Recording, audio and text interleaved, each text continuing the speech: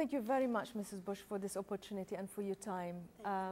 You're not just a former First Lady, but an acclaimed author. Your book, Spoken from the Heart, is #1 on the New York Times list.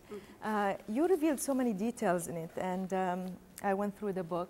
But let me start by asking you about your trip to the Middle East. You have visited Saudi Arabia, you went to Egypt, Palestine, United Arab Emirates, and other places.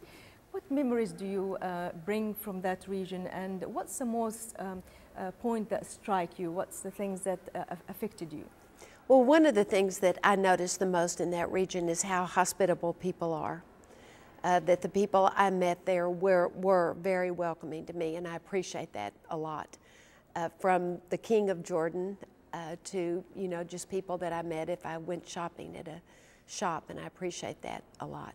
When I was in Saudi Arabia, I had a chance to talk about breast cancer. That's really why I was there. It was a State Department partnership between the U.S. government, between Saudi Arabia, MD Anderson Cancer Hospital, which is in Texas, and the Komen Foundation, which was founded by my friend Nancy Brinker for her sister who had died of breast cancer.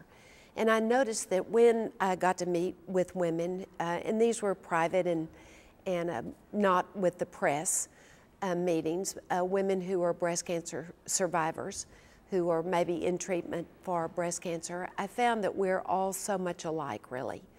And that that kind of conversation, to be able to talk about health and the good health of women, really gave a chance for us to get to know each other as women. And so that's one thing that really sticks in my mind. And I do think that since that visit, many, many more women across the Middle East, in Saudi Arabia and Jordan and UAE, are making sure they have mammograms and doing what they can to detect breast cancer early. And so I'm glad about that, because that's a way to save lives. I mean, you led the campaign in conservative societies. Was it difficult for you? Did you have to tread carefully in how can you talk about breast cancer in these countries? Well, I mean, we were private, of course. When I met with groups of women, these were private meetings. We didn't talk about that. But I think because George is perceived as it was perceived as a conservative president, that it was okay for me to talk about these sort of issues in the Middle East.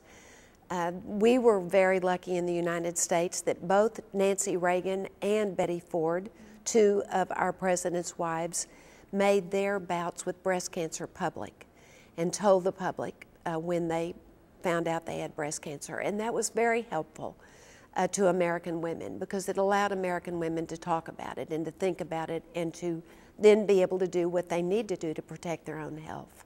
I remember you told me that Saudi Arabia reminded you of Texas. That's right. The oil fields and the weather, etc. Exactly.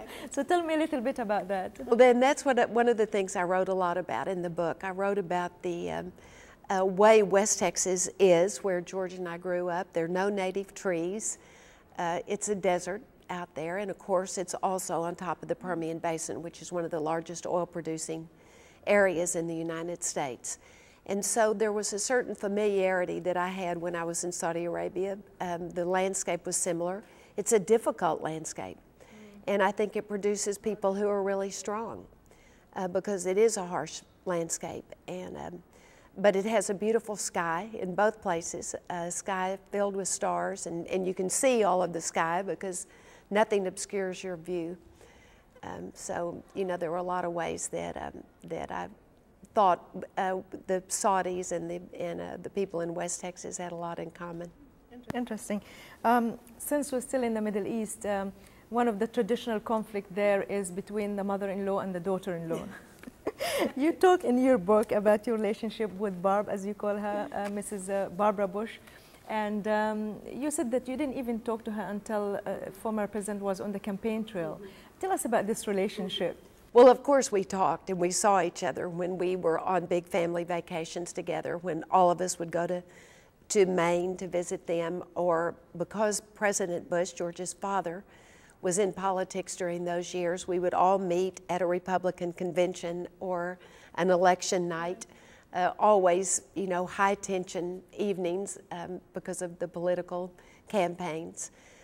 But then finally, when we moved up here, moved to Washington to work on Mr. Bush's campaign in 1987 and 1988, for the first time my mother-in-law and I really had a chance to get to know each other.